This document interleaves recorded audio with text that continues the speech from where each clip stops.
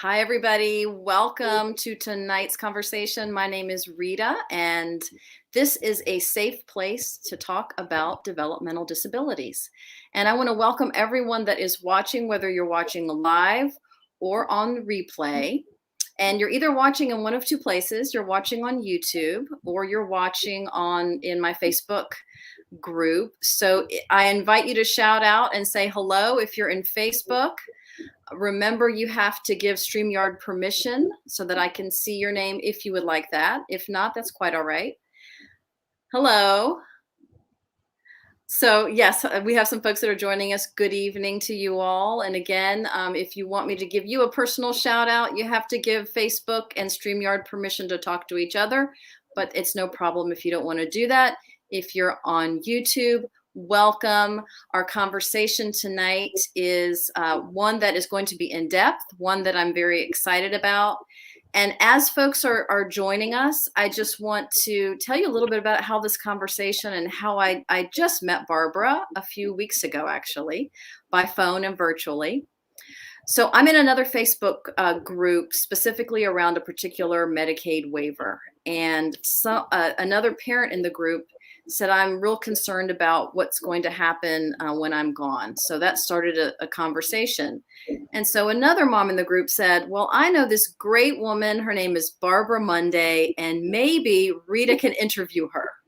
And so I thought, that's great. That's exactly what I want to be doing. So I reached out to Barbara, and she generously accepted the invitation. And so tonight we're going to be talking about Barbara and her journey as a co-founder with DIGS Incorporated in Rome, Georgia. By the way, if you're watching outside the state of Georgia, we want to welcome you and hope you feel welcome, feel our Southern hospitality. And so the question tonight, again, is a deep one. So I want to, hey, Lisa, how are you? I want to just commend all of us, because I'm a parent, by the way, also, for starting this conversation, having this conversation, and leaning in, right?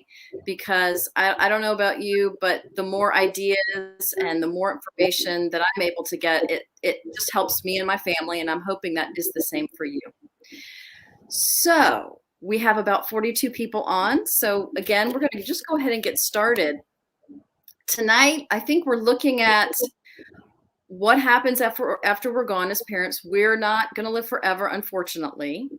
And so, Barbara, tell us a little bit about the very beginnings of your journey with the other families that you worked with, and how did you all get started? And first, tell us a little bit about DIGS and how you got started. Okay. Well, we didn't just all of a sudden decide to do DIGS. There had been actually two separate groups meeting just because of that reason, our fear of what would happen to our adults if we should die or we could no longer care for them. And we found out about each other, so we joined forces. So on and off, there were probably maybe 10 sets of parents or single parents that were meeting and discussing. And we started checking to see what was available in our area. And we would have different speakers come in once a month and talk with us about what they did, what they offered, and that kind of thing. And it was a learning process because we found out about special needs trusts and how to fund those. And that's another avenue to have money available after you're gone. That will pay. If you're looking at private pay, it's very expensive. So you'd need a lot of life insurance to fund that. But we looked into host homes as an option. We didn't like that because for the same reason that we could no longer care for our adults, they would get to the point they could no longer care for our adults. Or if they just decided to retire. We looked into for-profit agencies that had what used to be called group homes, but their bottom line interest was really money and not the best interests of their residents. So we didn't like that, and we didn't find anything. that we liked. And so we thought, well, we're going to have to do it ourselves. And that's when DIGS was born. Our very first meeting after we decided to do DIGS, our homework was to develop a mission statement. And it was so ironic that everybody came in with three areas that we were concerned about. First of all, it was the housing, or where would they live? Next were, and the third was leisure opportunities, because we found when our kids graduated, they lost their friends because the parents didn't know each other. They didn't get together again. And that's how they had their birthday parties. They were at school because that's where their friends were. So afterwards, there were nobody came to birthday parties but family. And so those three things, and that became the mission statement for DIGS, to provide safe housing, work, and leisure opportunities for adults with developmental challenges. And we knew the housing component would be the most expensive and take the longest to raise that much money to build even one home.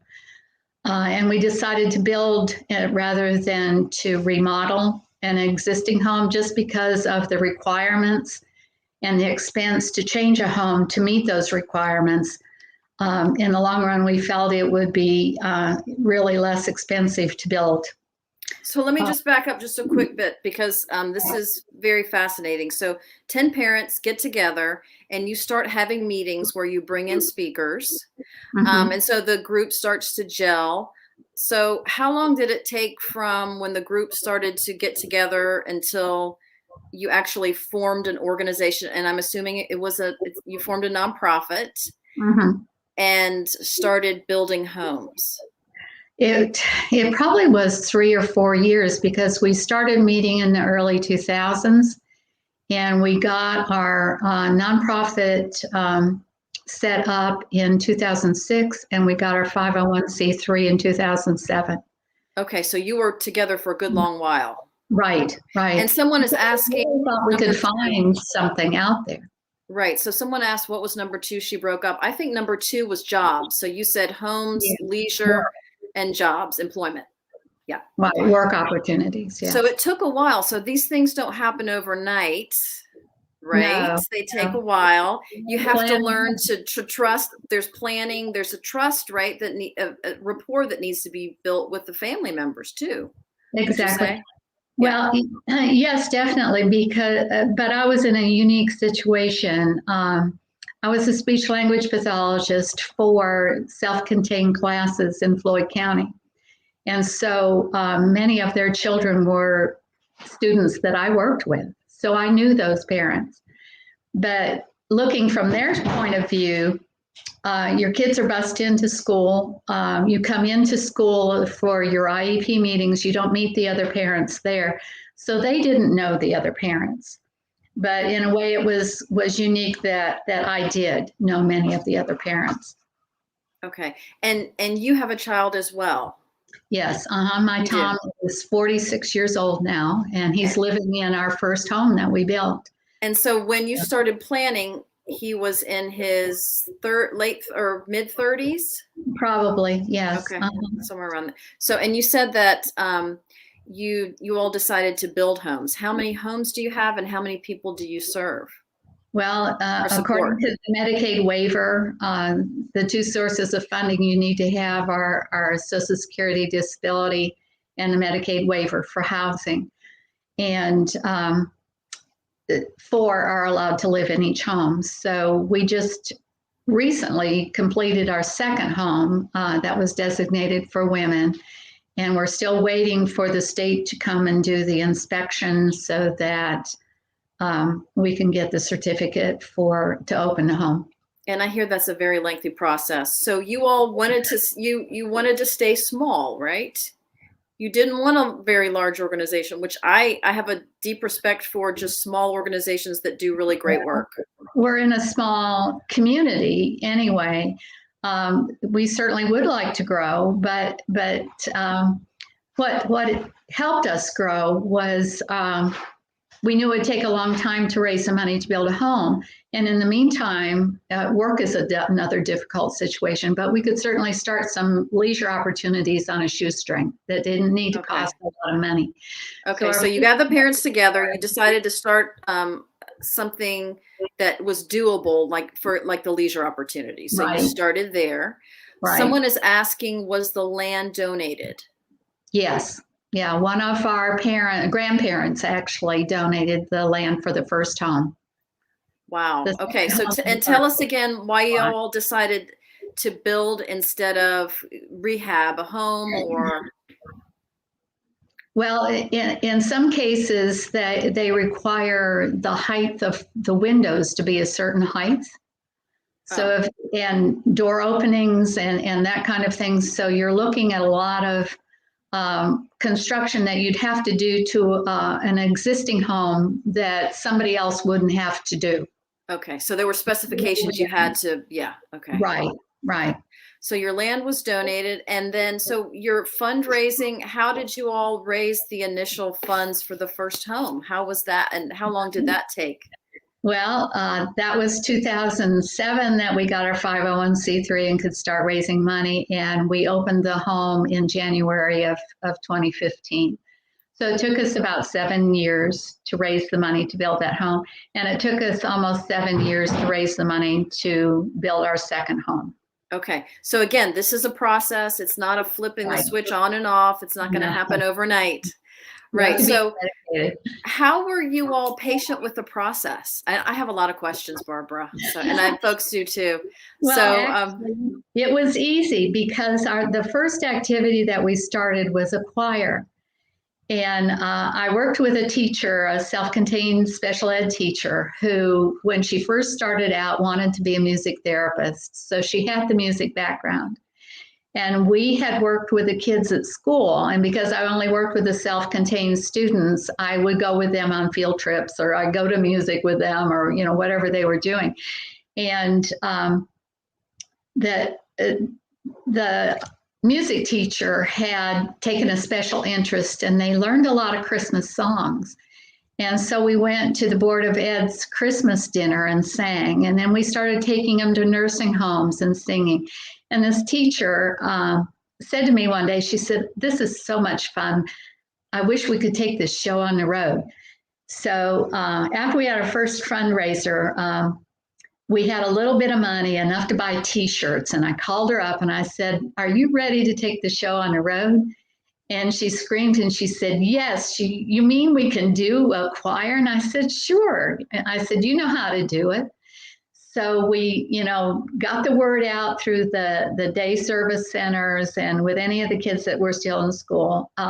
We start with, we're serving adults. So when they turn 18, we consider them an adult. So many of them were still in school. And we had 19 that showed up at the first choir practice. And now we have over 50. Wow. And they all don't go to performances. Some only come for practice, depending on, what they can tolerate or what their interests are. But the parents would bring them to choir practice, and they would sit and talk with each other and get to know each other. And we started doing performances, and many of them at churches. And we didn't think about it, but churches like to give love offerings. And so actually, that was our first fundraisers, was through the choir. And we've done so many things with it, and it's been so good for them, and developed self-confidence and a pride in who they are, and through the choir. And that was our goal, our real goal. But they've sung the national anthem at the Braves, the local Rome Braves. They have always started off the Shriners Telethon that was here in Rome. So they were on TV, and just all the opportunities that get them out in the community and being accepted for who they are. So you had some early wins, it sounds like. I mean, that you just followed the flow. So that's what kept you going. Because when Yeah. you say 7, 8 years, that sounds like a long time, but you were busy the entire time. Yeah. Really busy, because the next activity that we started was a camera club, because I was looking at their strengths. They love music. They have a very good visual skills many times, and see things artistically that, or look at things a different way than what you or I may look at. So camera club's been very good. We first started out just meeting in-house, and when I say in-house, the Rome Floyd Parks and Recreation is co-sponsoring us, so we can use their facilities. So we learned how to use a camera, how, the social skills involved in photography, asking somebody if you can take their picture, or not walking in front of somebody else that's taking photographs.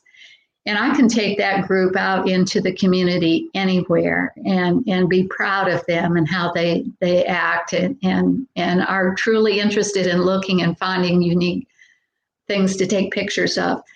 Plus, it's helping them learn about their community and going places that they wouldn't have gone otherwise. And so it's great, just as learning world knowledge that we all have, but they never had the opportunity to learn. Right. So Barbara, someone is asking a very detailed question. Heidi Fernandez, thank you for the question, Heidi. Barbara, did you work with your Board of Commissioners for zoning? Was that a concern? Yes, it was. So you learned a lot about zoning.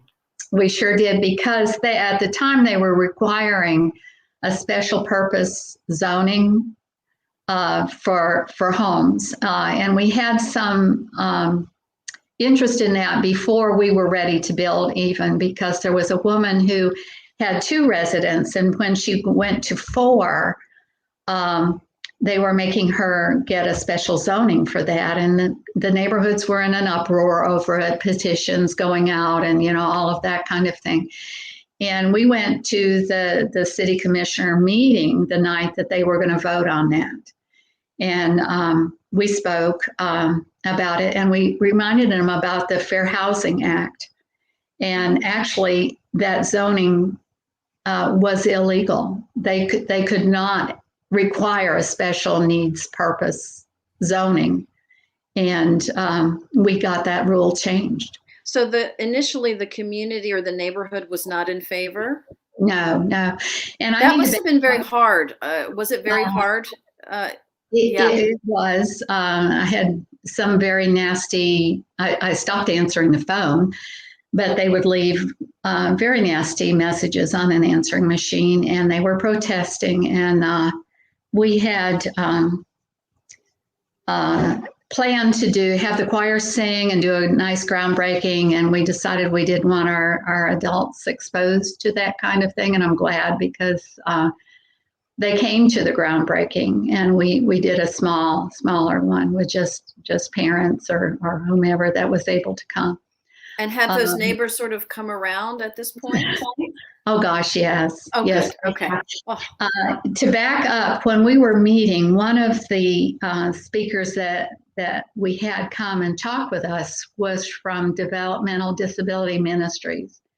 And they're a nonprofit organization that used to be part of the Baptist Children's Home, and they separated and became independent. And they have homes for adults with developmental disabilities. And I think they have maybe 22 or 23 now. And we contract with them. They staff and they select the residents. They handle all of that, because none of us knew how to run a home, and the rules and regulations, the paperwork that they have to do is mind-boggling.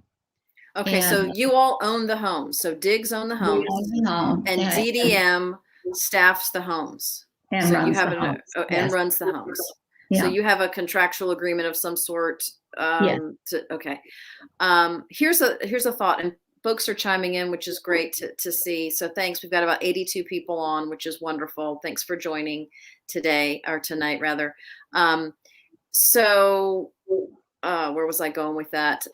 Someone was, now I just completely forgot what I was going to ask. So I will go to a question. Some folks are concerned about, okay, someone's asking how many homes that you have currently one home and are waiting. A second one is pending.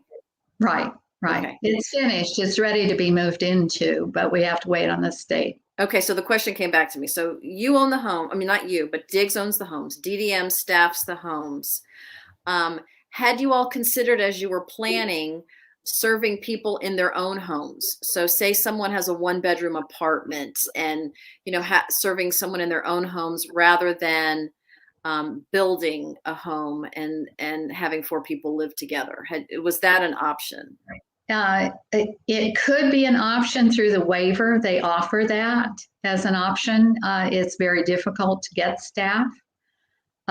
We weren't interested in that because our concern was, they need to have their own home for when we're gone. Okay. And we're not running the homes. We really would rather not be involved in that. Like I said, there's a lot of requirements as far as daily paperwork that has to be done, and the state checks on that. They absolutely do. Yeah. Wherever you are, whatever state you're in. Yes. Right.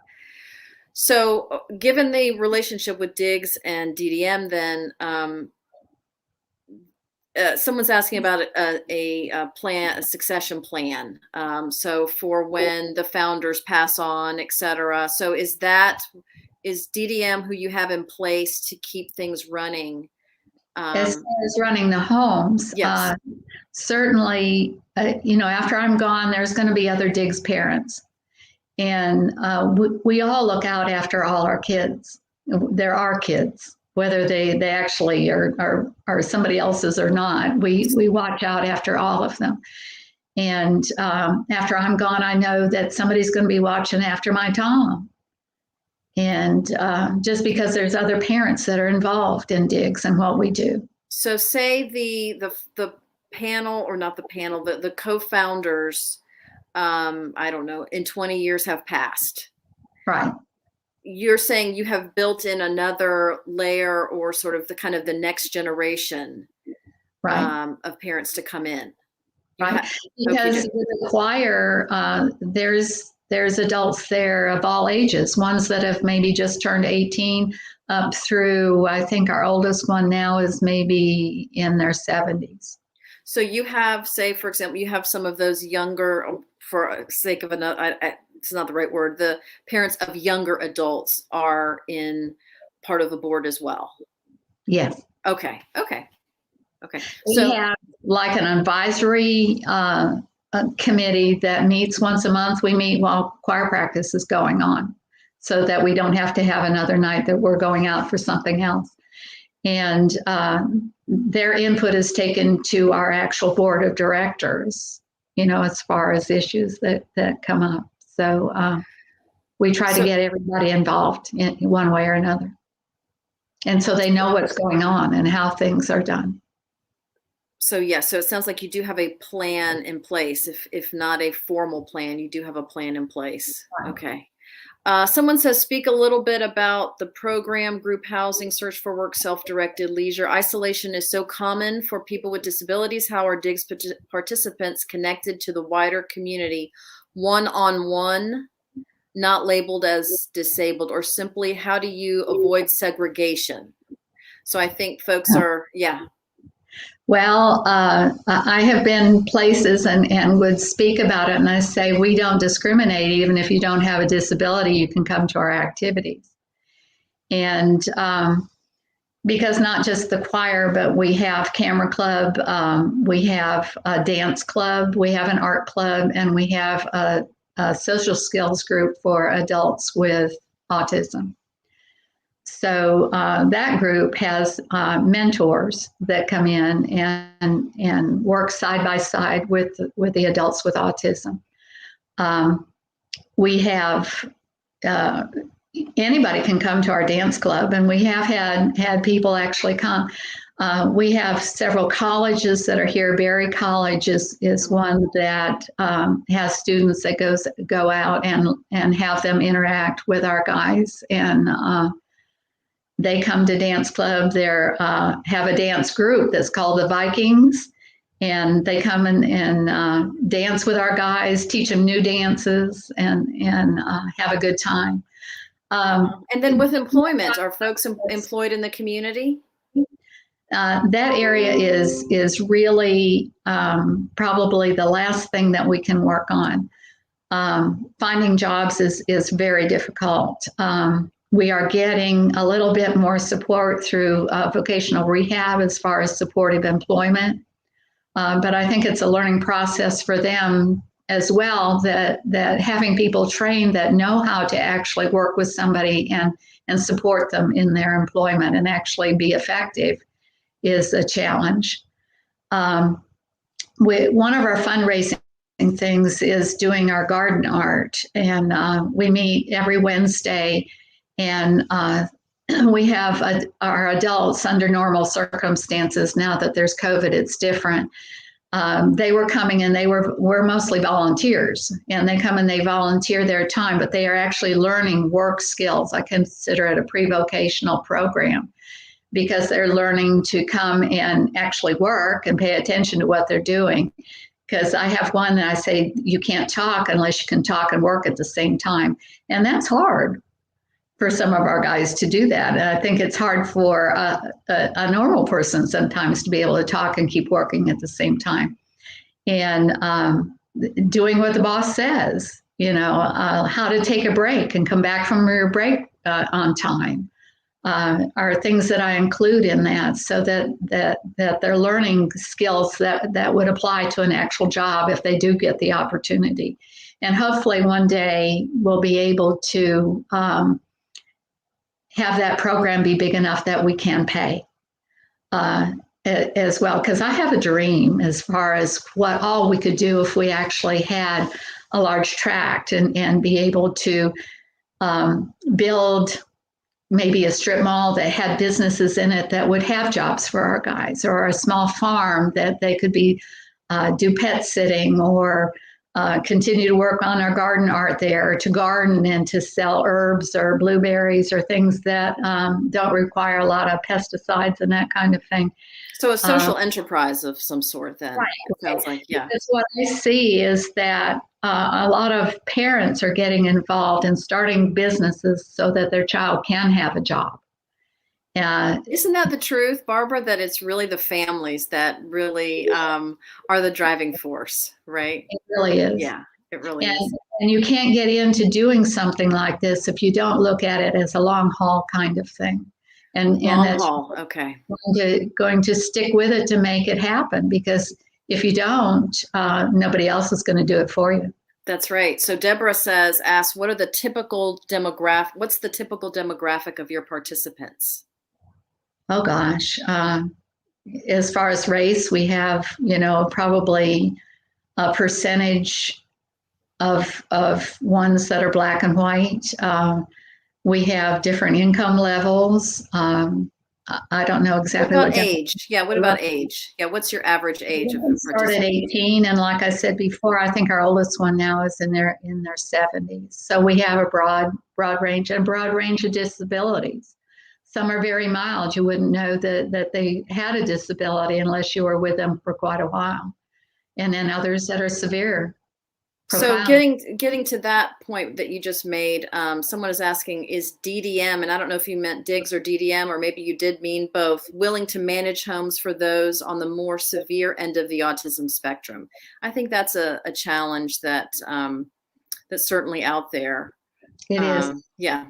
As far as what I've seen now, we only have 2 homes open, and what they look at are getting 4 that have some common interest, some commonality there, because they want them to become like a family, and to be close and to support each other. And I see that within our groups, is that our guys are so willing to help somebody else that they know has a problem with something, doing something. They just automatically step up and will help them. And we had one incident where one of our guys hit one of our young ladies that is in a wheelchair, and everybody was just shocked. And she said, it's okay, because he came right away to apologize to her. And she said, okay, it's okay. I'm all right. And I know it's because of your disability. So they're very accepting of each other. Wow. and Yeah. realize and compensate for what their disabilities are, just so naturally that perhaps by doing what we're doing and getting out in the community and doing the activities, that other people will see that and that they can do that too. So Deborah says, okay, we talked about age, Deborah. Disabilities, you sounds like you serve physical and intellectual. Is that correct? And then, Yes. Deborah, I don't like these categories, but so you serve people on all, if someone has a mild disability, more significant, et cetera. Exactly. Okay. Even in the choir, we have ones that are nonverbal, but sometimes they vocalize. And one of our young ladies, it brought me to tears because at the end of one of the songs, she said, "Amen." And she rarely, could vocalize, anything intelligible, but she did that time. It was very clear that's what she said. And they participate. They perform. They may not be able to be good at singing, but they all perform. Right. Yes. Yes. And it's such a great creative outlet. So we have about 90 or so folks on. And so people are asking some specific questions. And so the purpose tonight is to highlight the work of Barbara and Diggs, but also to inspire and motivate us as families to start our own groups, just like Diggs started. Maybe it looks something different than Diggs. But so in other words, Barbara, you all didn't start with a $10 million endowment. No, definitely not. So you don't have to have, millions of dollars to start something like this. I think sometimes as family members, we're overwhelmed, we're busy, and then we think, oh goodness, how am I going to, find the funds to do something else, So you all started small, and that's okay. And that's, just to serve your community. Exactly. So let's see what other folks, they're saying, do you assess individuals for compatibility before placing them in a home? And that's also important for other settings too, even if it's just two roommates or something like that. So how do you handle that? Or how have you handled it today? Well, as far as the housing issue, we don't. DDM does that. And we're glad that they do that because we do want them to be happy in their home and not be with people that they don't want to be around. Within our groups, we've had some conflicts sometimes, but you know how any group that's been in existence, as long as we have, will have disagreements. But we've not had any big blowout or that kind of thing. And I find it kind of unusual that we haven't with as many people that we have and are involved with things. Well, that's really good to hear, but it sounds like you all have created just a stable core of individuals for a very long time. And everyone has the same, interests at heart, right? Right. Yeah. Plus, I do a calendar that's sent out once a month that ordinarily would have the dates and times and so forth for all these activities. And that's like a piece of gold to our guys. They can't wait to get the next month's calendar to make sure everything's still going to be going, that kind of thing. And I think when and I found it true when I worked with students at school, if they're given opportunities for things that are interesting and something to do, you don't have the behavior problems you might have otherwise. And I have said to some parents, sometimes they'll say, I have this trouble at home. And I said, well, you can put requirements on certain behavior in order for them to come to these activities. I wouldn't do it, but a parent could do that. And it's amazing when somebody is motivated, how much they can control some behavior. Yes, absolutely. So Tina asks, do the individuals go to a day program or where do they, I'm assuming that's what you asked. Or it says, do the individuals, I think that's what you meant, Tina. Yeah. Okay. There are 2 day programs here in Rome, and many of them do, but there's some that don't. We are still finding ones in our community that don't know about DIGS. don't know about the day services. And I get phone calls and I tell people or how to apply for the waiver to contact our intake and evaluation center for Region 1. And that's how you get the ball rolling, is to start. Right. And Beth says how many adults Beth is 4 adults, and I believe that is per Georgia policies too. So if you're out of the state, it may be different. But here in Georgia, it's 4. Let's see what other questions. Someone says that you are their hero. Marshall says that Barbara is my hero. So just know that. Anybody that's motivated and can get other parents and it's like, I've heard a lot of parents' stories and they're the same as mine. And you have that commonality that's input right there that I have many of them say my own family don't understand, but you do. And that's kind of sad, but it's true. It is true. It is. We have an immediate connection with each other because of the situation that we're in. So tonight, again, I wanted to bring folks together, no matter where you're watching. I'm guessing majority are watching from our great state of Georgia, but if you're watching from outside, that part, I guess, doesn't really matter, because as family members, we can do something like Barbara and her friends and others have done in a small town. It's not a too small town. Rome isn't that small. It's a good sized town in Georgia. So we can do these things if we band together, and there are creative solutions. In other words, I have to believe that, and it does take time. One of the things too is it is one option. There are other options. You can self-direct services and have people come to your home. You can, as you mentioned, host home, other group homes. And if you look on my playlist, I have interviewed individuals or families who have chosen that group home route, who've chosen the self-direct route, and who've chosen to bring services to their home. So feel free to check that out. But Barbara, what were some of the challenges that you would want us to be aware of, things that you can share with us? Well, probably at the beginning when we first formed, there's a lot of nonprofits that start up and they're fly by night and they're gone the next day. And we had to kind of prove ourselves that we were going to be here. And actually, the man that told me that was the director of United Way here. He wasn't interested in supporting us because we hadn't been here very long. Wow. And so you have to do things that let people know that you're going to be here. With our garden art program, we do local arts and crafts festivals. So we're out there and our guys help man and staff the booth. And so they're there, in the public, and the public sees what we're doing, and that helps us grow support. Through the choir, they're probably our best ambassadors because we go to a lot of area churches. And, even going to the ball game and getting out there, or different local groups will have the choir come to sing for them.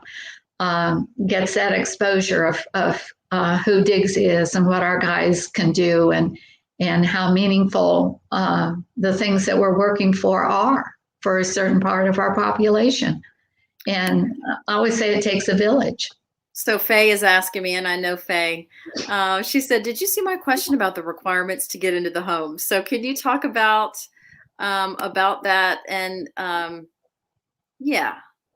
talk about that. And then people are making comments that I don't want to miss. But Faye wants to know, how does that work?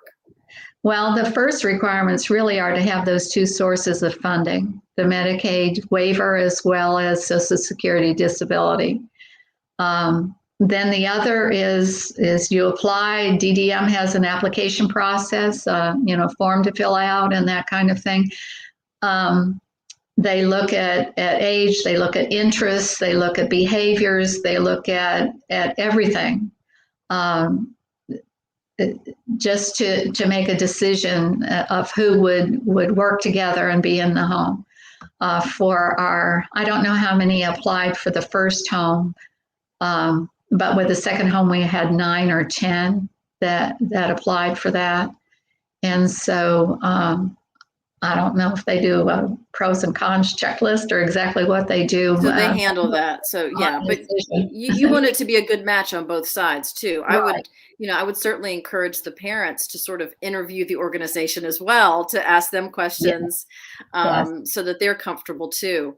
Okay, someone says that there was a closure of a 6-person group home for 6 people in Connecticut, and it just resulted in a $5.1 million jury verdict in favor of the group home. The Fair Housing Act gives many protections to persons with disabilities. Yes. Okay, and they thank you for your patience or your knowledge and experience. All right, so any other questions? I'm going to run through this. Someone says, as a parent, the self-direct route requires a lot of work. Oh, yes, I know. It does require a lot of work. Who would do that if the parent is gone? That's why I think group homes are better for the futures. That's an interesting comment. That's what I felt too, because I changed shoot, I'm old and I can't remember the name of it, but when you get Social Security disability, the one that handles the money, and I turned representative payee. Yeah. Right. I've turned that over to DDM, and the Medicaid waiver goes directly to them, so that if something should happen to me, I know Tom will be totally taken care of. And Marshall asks, what about transportation to and from places? How does that work? And do people volunteer? Well, I thought about asking for volunteers to do that, but then there's a whole liability issue there. Parents provide the transportation for our activities, or they carpool together, kind of thing. As far as with our homes, DDM supplies a van that each home has. And I know for day services, they're taken there with a van, so they don't have to worry about separate transportation. And they take them to the activities, our activities as well. So Tina says, why SSDI? What about SSI? I think she means you have to have SSI/SSDI and the waiver. Right. Yeah. Right. Either one, whichever one you're eligible for. And Vicki, DDM is Developmental Disabilities Ministries, and they, to my knowledge, are only in Georgia. I don't know if they're a larger provider. Yeah. Georgia. That manages the homes. Right. They're based in Norcross. Oh, they're based in Norcross. Yes. And is this where there are house parents or shift workers who may not show? What if someone doesn't show up for their shift? What happens? Well, this is very interesting, because when we built the first home, we built it with a master bedroom and then a smaller bedroom area, because at that point in time, you could have like house parents who lived in the home, and then had a staff that came in on the weekends to give them a break. And so we had built that home originally for that purpose. And in the time we started building it and when we got our state certificate, they had changed the rules. And there had been a lawsuit or something, because the rule is that no one can sleep in the home. And so we have shifts. We've not had a problem with somebody who's not been able to come in, because we don't handle that. DDM and their staff do. And I know that, they've had somebody who would be suddenly sick and couldn't do their shift. They'd call somebody else, or the main manager would take that shift. They cover it one way or the other. Okay. And someone says that parents at the DeKalb CSB were one of the first that purchased homes via HUD. Had you all looked at HUD as a potential resource or funding resource? Not in depth. That's something I need to learn more about. I've heard about HUD, and I really don't know enough about it, but it's something we should research more. Okay. All right, so we've talked about some challenges. Folks are saying that they're planning to live to 100 years old. A couple of folks are. Yes, and then someone is saying their grandmother lived to be 103 and had a son with a disability who was 80. Wow, that's amazing. Her child is going to live to be 100, and then who's going to take care of them? Yeah, exactly. Yeah, they lived in assisted living together. Wow. So we have a different lifestyle, folks, and different things to think about and to plan for. But again, that's why I wanted to be here to provide some hope, a safe place to ask questions of Barbara. Someone says HUD has special financing for special populations. That's another nut we have to crack, right? We have to figure out how to navigate that system, right? There's so many systems we have to navigate as families. Right? Yes. Somebody that knows about that. If anyone has any expertise in the HUD area, let us know, and I would love to interview someone. That might be one of my next interviews if I can find someone to do that. So someone asks who actually owns the home. DDM runs it, and DIGS owns the homes. They've purchased the homes. So they're in the name of the organization. Right. So say, for example, say someone's family members have passed, and that person cannot just be ejected from a home, right? Ask that question again. Okay, say a person's family members have passed and something has occurred and they need to move that individual out of the home. I'm thinking worst case scenarios, and it's probably not going to happen. But so in other words, if DIGS owns the homes, do those individuals own the home, a part of the home as well? Can they be moved? No, DIGS owns the home. In some cases, when they age, they may need to go to a nursing home as well, just like anybody else. Okay. But we're looking at this as that would be their home for as long as they're able to live there. That's what I wanted to get to at the roundabout way. So thank you for your patience with that. So someone says, if you had to start from scratch, what would you do differently? Oh, gosh. I can't help but say that we had a guiding finger of God in what we were doing, because basically I can't think of anything that I would change that much. I might be a little more aggressive. It's very difficult for me to ask people for money, but it's gotten easier as time has gone on. I might be a little more aggressive with that kind of thing. 7 years is a long time to take to raise the money to build a home. And actually, that's just enough money to get the bank loan to build the home. We still owe some on the first home and a sizable mortgage on the second home. Okay. But our next goal is to pay off that first mortgage. So we only have one at a time. Someone has asked, is there a lease or contract? I'm assuming with an individual, with a family. How does that work? I'm not quite sure. I think maybe parents or whomever have some kind of paper that, I know there's paperwork because I did it, but it's not a lease. It's a different kind of an arrangement that we have with DDM. But they do between the individual. I think that they meant between the individual and DIGS. No. There's no lease or contract or. No. It's all through DDM, and they're having those sources of funding to pay.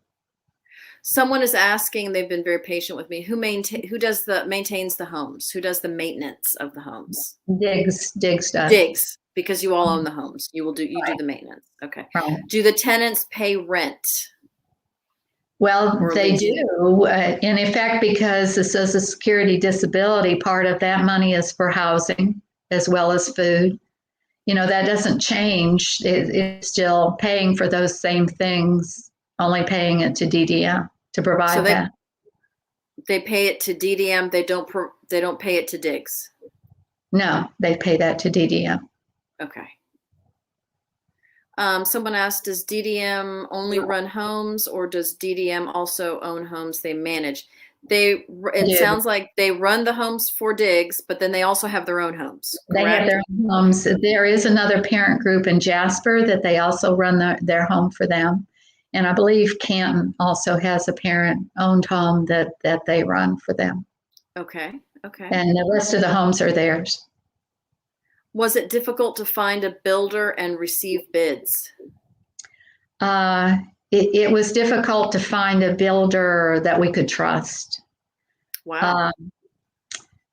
With the first home, he was, a builder like you would build spec homes in neighborhoods and build a whole bunch of them the same way and that kind of thing.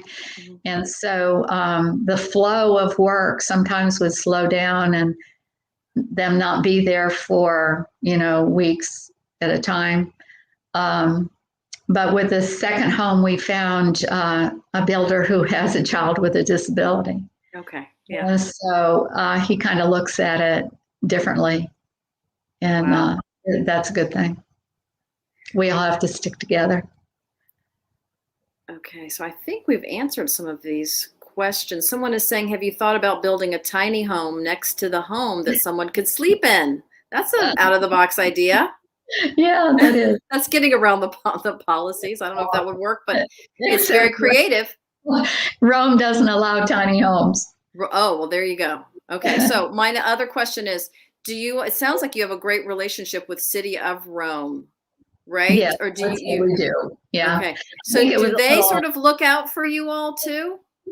In a way? Well, actually, the warehouse where we do our garden art is owned by the city, and they rent it to us at a very substantial lower rate than they would for something else. And, so again, Barbara is with DIGS. DDM is another separate organization. So just thanks for putting the DDM Georgia website on there, but just know they're two separate organizations. Yeah, and DDM is Developmental Disabilities Ministry. That's correct. Okay. So yeah, so Rome, you have a good relationship with the city of Rome. So how important is it then for those folks to know you? And again, Rome is a large city, but it's not like a metropolitan area. So I would imagine that maybe your mayor is a little bit more accessible than in a larger city. And am I right about that? I think so. I've not ever had to email him or anything, but we all have his email should we want to. And have you all developed relationships with your local state legislators so they know the good work that you're doing in the community? Yes. Okay. They know about us. That was actually the question. Okay, Marshall and I must have been reading our minds here the same. Okay, how long does it take to build relationships with the local politicians, legislators, and city to support you? Well, I don't know how long it takes because then they change. They don't run for re-election or they don't win the election. So you've got new people that are coming in every time there's an election. We know certain ones that are still in office. And I would think that if an issue came up that involved us, that those people would speak up for us. So I think folks are still trying to figure out creative ways to build this house parent. Someone is suggesting or Vimal is suggesting a mother-in-law suite next to the home so you could have a house parent. I think every state probably has different policies on this. And here where we are, it sounds like from Barbara, it's just not allowed in any way, shape, or form. If they're supposed to be working, they would not allowed to be sleeping. And, it's something that we've said to ourselves. It's like, well, we didn't stay awake at night and watch them sleep, but I'm sure when there's a new law or regulation, there's usually a lawsuit behind it in some way. That there probably was an issue that came up, and that's why they changed that rule. Mm-hmm. That something would have happened when somebody was sleeping and they didn't know what was happening. Right. That makes sense. Those usually come after something bad happens, right? Vicki says, are monies allocated for residential group homes now and in the future? How would we answer that? I wish I knew, because I asked them for some money. I think that's a complicated question, right? Because it depends on what state you're in. It depends on, a lot of things, a lot of different factors. Mm-hmm. And the investment that particular state makes into developmental disability services, right? Because it is, it's just such a wide difference depending on what state you're living in. Right. Well, Yeah. I think in Georgia, we look at Medicaid and what they provide, and we all know there's a waiting list for things. And so our state could put more money into it. That's how they get more money from the federal government, is matching funds. So maybe that's where some people need to be working more. And I think they are.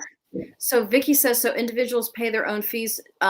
Vicky, individuals have Social Security, so yes, and then the SSI or SSDI or both, and they have a Medicaid waiver. So you don't, Barbara, you don't have anyone that is private pay, or do you have someone that's private pay? No. Okay. Okay, so people are saying it is harder to get the waiver. There's a long waiting list, not only here in our state, but other states across the country. I think I saw we're about 8,000 in Georgia. Florida is 20,000. Wow. And I can only imagine what Texas is. I haven't looked that up, but I can only imagine. So yeah, someone says Medicaid pays for the services. Yes. But I'm sure there are some organizations where there is private pay. Vicky says now we're comp waivers. Yes. Those are the waivers you take, Barbara, correct? Is it the? I don't really understand now in comp other than I hear about self-direction and that kind of thing. Probably comp, I'm going to say. Yeah. That you could use that funding to pay. You know, if you had Social Security disability plus the comp waiver, that you could use it to pay for living in a home. Yes, yes. So all the individuals that you serve, though, they have the SSI and they have a waiver. Right. Yeah, residential waiver. Okay, so it sounds very established. What major risks, if any, do you see ahead for continued operation of digs? It is well established, yeah. Yeah, we're well established. Part of any group is getting younger parents in and getting them involved. I think lots of times you have to get to that point that you are worried about what's going to happen to your adult after you're gone. You have to reach a certain age before you start thinking that way. I know there were parents that I would talk to with their children in school about thinking ahead, you know, thinking about a special needs trust or, you know, other things like that. And they just put it off and don't do it. And then later on, it hits them that they need to be doing something. So if you self-direct a waiver, yeah, it's not for group homes. I hope I didn't confuse anybody. Yeah, if you self-direct a waiver, you can't use that for group homes. You just have to go, you have to stop being self-directed and go with a traditional provider. Deborah says, how much can a family expect to spend annually? So Deborah, does that, I'm assuming you mean privately, if there are any extra expenses, et cetera. Sometimes we do like DDM does a camp during the summer for all their kids for a week. And I think we were assessed like $200 for them to be able to do that. But they didn't deny anybody's going. If the parents couldn't afford it, they went anyway. And DDM fundraises to pick up the slack on things. So do you know, and I think she's asking, what is the average cost? So if someone has a waiver that is maybe, you know, because there's different amounts in Medicaid waivers too. So would you know, Barbara, what the average cost is? Or is that a question for DDM? That's probably a question for them, because I know that Social Security is different too. Not everybody gets the same amount with that. And so Deborah is saying, okay, so you don't accept self-pay. So which is if a family wanted to pay out of pocket, you don't accept that because it's not you accepting, it's DDM, right? So we don't know if DDM takes self-pay or not in other homes or situations. I can't speak for them. Yeah. I can't speak for them, but I know in our situation with ours that's what they look for, that somebody have both sources of funding. Okay. You all ask the best questions. Is there a board of directors for DIGS? Yes. Okay. All right. I know I have missed some questions and comments, so forgive me. It's gone by very, very quickly. We are at an hour. I promised Barbara an hour. And so I just want, if you like this, by the way, please like this video or let me know in the comments. I have another dad lined up, or not lined up yet, but who is accepted an interview invitation, and he is out of the western part of Georgia in the Columbus area and is doing something interesting there. So I may be talking with him in the next couple weeks, hopefully. And so just let me know if this is something that you like. But again, it's meant to offer hope and motivate us to start thinking about this and know that we can do it, because Barbara did it. Barbara and a wonderful group of parents did it. So thank you so much. It takes a village. Yeah. Thank you so much, Barbara. It's a pleasure to meet you virtually. And thank you so much for everything that you've done for our folks with IDD up in Northwest Georgia and motivating us tonight. All right, you take good care. Bye, everybody. Bye.